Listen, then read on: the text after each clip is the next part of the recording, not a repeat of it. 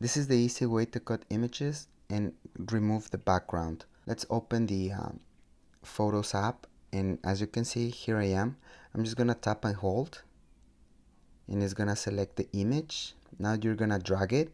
Keep holding it, okay? Now I'm gonna go to the home page, and I'm gonna look for the Notes app.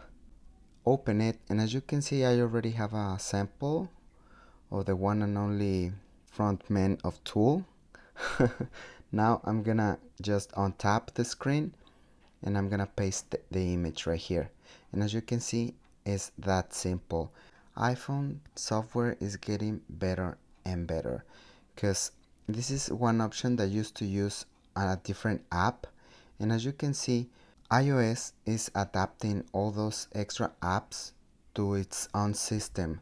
We used to have an app for the flashlight, and we used to have Shazam,